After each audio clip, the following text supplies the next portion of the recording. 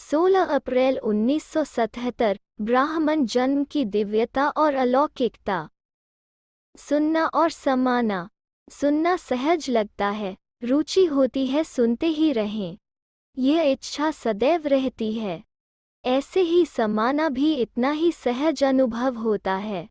सदा इच्छा रहती है कि समाने से बाप समान बनना है। समाने का स्वरूप है बाप समान बनना।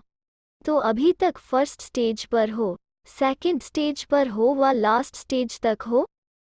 लास्ट स्टेज है सुनना और बनना। सुन रहे हैं, बन ही जाएंगे, बनना ही है। कल्प पहले भी बने थे, अब भी अवश्य बनेंगे। यह बोल लास्ट स्टेज में समाप्त हो जाते हैं। एक एक बोल जैसे जैसे सुनते जा रहे हैं, वैसे वैसे बनते जा रहे हैं। लास्ट स्टेज वालों का लक्ष्य और बोल स्वरूप द्वारा स्पष्ट दिखाई देगा। जैसे पहला पाठ आत्मा का सुनते हो और सुनाते हो, लास्ट स्टेज वाली आत्मा सिर्फ शब्द सुनेंगी, सुनाएगी नहीं, लेकिन साथ साथ स्वरूप में स्थित होगी। इसको कहते हैं बाप समान बनना। स्वयं का व बाप का स्वरूप व गुण व कर्तव्य सिर्फ सुनाएंगे नहीं, लेकिन हर गुण और कर्तव्य अपने स्वरूप द्वारा अनुभव कराएंगे। जैसे बाप अनुभवी मूर्त है, सिर्फ सुनाने वाले नहीं हैं, तो ऐसे फॉलो फादर करना है। जैसे साकार में बाप को देखा, सुनाने के साथ कर्म में, स्वरूप में करके दिखाया। सुनना, सुनाना और स्वरूप बन दिखाना, तीनों ही साथ साथ चला। ऐसे सुनना और सुनाना और दिखाना साथ साथ है।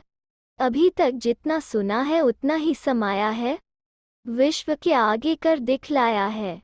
महान अंतर है व थोड़ा सा अंतर है। रिजल्ट क्या है? सुनना और सुनाना तो कॉमन बात है। ब्राह्मणों की अलौकिकता कहाँ तक दिखाई देती है? जैसे बाप के महावाक्य हैं कि मेरा जन्म और कर्म प्राकृत मनुष्यों सदृश नहीं, लेकिन दिव्य और अलौकिक है। बाप दादा के साथ साथ आप ब्राह्मणों का जन्म भी साधारण नहीं, दिव्य और अलौकिक है।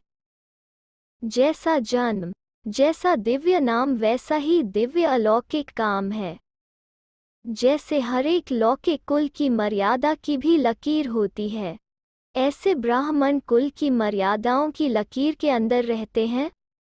मर्यादाओं की लकीर, संकल्प में भी किसी आकर्षण वश उल्लंघन तो नहीं करते हैं, अर्थात लकीर से बाहर तो नहीं जाते हैं।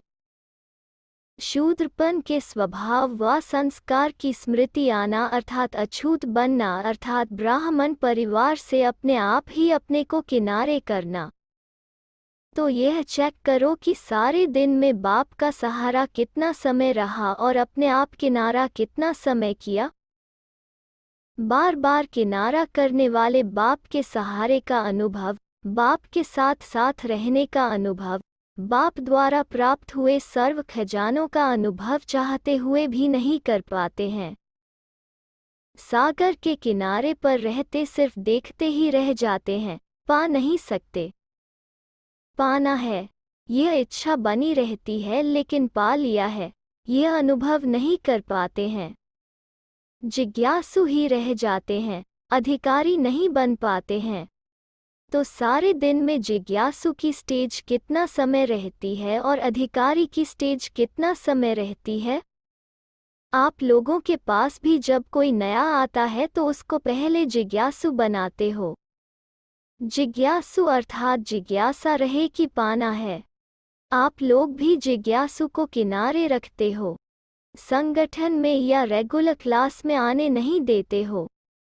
जब वो कहता है कि अब अनुभव हुआ, निश्चय हुआ व मान लिया, जान लिया, तब संगठन में आने की परमिशन देते हो। तो अपने आप से पूछो कि जब जिज्ञासु की स्टेज रहती है तो बाप का सहारा व कुल का सहारा अर्थात संगठन का सहारा स्वतः ही समीप के बजाय अपने को दूर दूर वाला अनुभव नहीं करते। सहारे के बजाय स्वतः बुद्धि द्वारा किनारा नहीं हो जाता। बच्चे के बजाय मांगने वाले भक्त नहीं बन जाते। शक्ति दो, मदद करो, माया को भगाओ, युक्ति दो, माया से छुड़ाओ। यह ब्राह्मणपन के संस्कार नहीं है। ब्राह्मण कब पुकारते नहीं। ब्राह्मणों को स्वयं बाप भिन्न भिन्न श्रेष्ठ टाइटल से पुकारते हैं। जानते हो ना आपके कितने टाइटल हैं? ब्राह्मण अर्थात पुकारना बंद, ब्राह्मण अर्थात सिरताज। कभी भी प्रकृति के व माया के मोहताज नहीं। तो ऐसे सिरताज बने हो। माया आ जाती है अर्थात मोहताज बनना। पुराने संस्कार वश हो जाते हैं, स्वभाव वश हो जाते हैं, यह है मोहताजपन। ऐसा मोहताज बाप के सिरताज नहीं बन सकता। विश्व के राज्य के ताजधारी नहीं बन सकता। बाप के सिरताज बनने वाले स्वप्न में भी मोहताज नहीं बन सकते। समझा? रियलाइज करो। अब सेल्फ रियलाइजेशन कोर्स चल रहा है ना? अच्छा। सदा अपने ब्राह्मण कुल की मर्यादा के लकीर के अंदर रहने वाले, मर्यादा पुरुषोत्तम, सुनने, सुनाने और समान बनने वाले, अभी अभी स्वरूप से दिखाने वाले, सदा सिरताज, सदा बाप के सर्व प्राप्तियों के सहारे में रहने वाले श्रेष्ठ आत्माओं को बाप दादा का याद, प्यार और नमस्ते। दीदी जी से जाना और आना कहेंगे। जाना और आना तब कहें जब साथ छोड़कर जाएं। कहाँ से भी जाना होता है, जाना अर्थात कुछ छोड़कर जाना। लेकिन यहाँ जाना और आना शब्द कह सकते हैं। यहाँ हैं तो भी साथ हैं, वहाँ है तो भी साथ हैं। जो सदा साथ रहता, स्थान में भी और स्थिति में भी, तो उसके लिए जाना नहीं कहेंगे। जैसे मधुबन में भी एक कमरे से दूसरे कमरे में जाओ तो यह नहीं कहेंगे हम जा रहे हैं, छुट्टी लेवें, नहीं। नेचुरल जाना आना चलता रहता है, क्योंकि साथ साथ है ना। यह भी एक कमरे से दूसरे कमरे में चक्कर लगाते हैं। है मधुबन वासी, इसलिए विदाई शब्द भी नहीं कहते। सदा सेवा की बधाई देते हैं। सदा साथ रहते, सदा साथ चलते, अंग संग हैं। ऐसे ही अनुभव होता है ना। महारथी अर्थात बाप सम्मान। महारथियों के हर कदम में पद्मों की कमाई तो कॉमन बात है, लेकिन हर कदम में अनेक आत्माओं को पद्मापति बनाने का वरदान भरा हुआ है।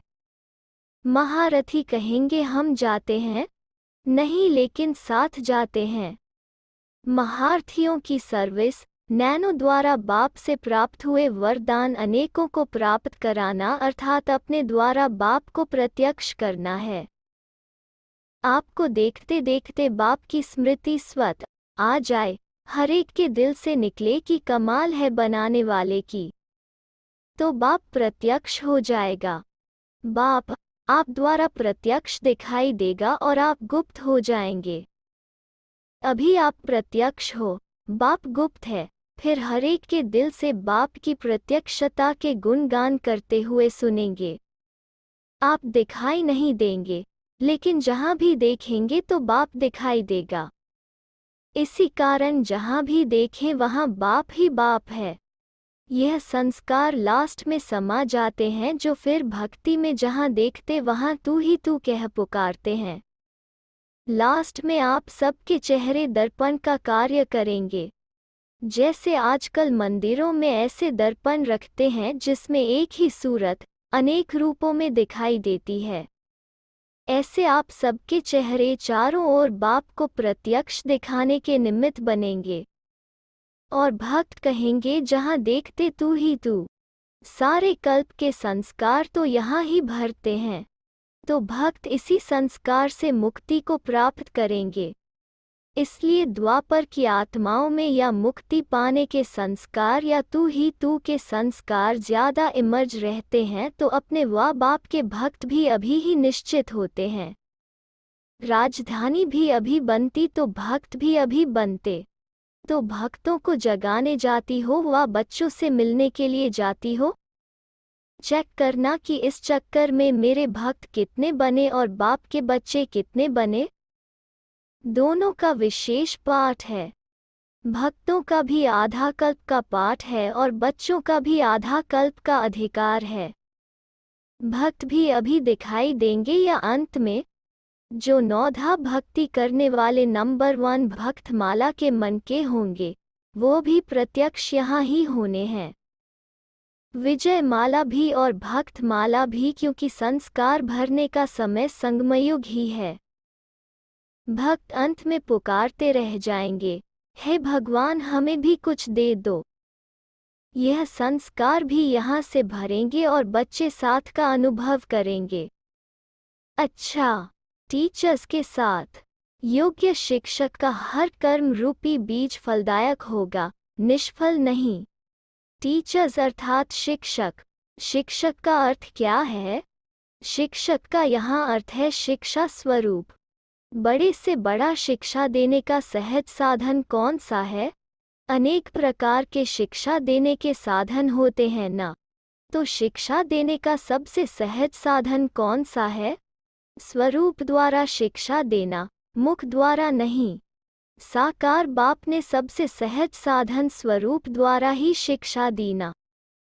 सिर्फ बोल से नहीं, कर्म से। कहेंगे वो सीखेंगे नहीं, लेकिन जो करेंगे वो देख और भी करेंगे, यह मंत्र है। तो सबसे सहज तरीका स्वरूप द्वारा शिक्षा देना। किसको कितना भी समझाओ तुम आत्मा हो, तुम शांत स्वरूप, ज्ञान स्वरूप हो, लेकिन वो समझेंगे तब तक नहीं जब तक स्वयं उस स्वरूप में स्थित नहीं होंगे। ऐसे अनुभव की पढ़ाई पढ़ने वालों को कोई भी हरा नहीं सकते। पढ़ाई इतनी अविनाशी हो जाती है। तो कैसे शिक्षा देती हो, वाणी से या स्वरूप से? हर कदम द्वारा अनेक आत्माओं को शिक्षा देना, यह है योग्य टीचर। भाषण द्वारा व सप्ताह कोर्स द्वारा किसको शिक्षा स्वरूप बनाना।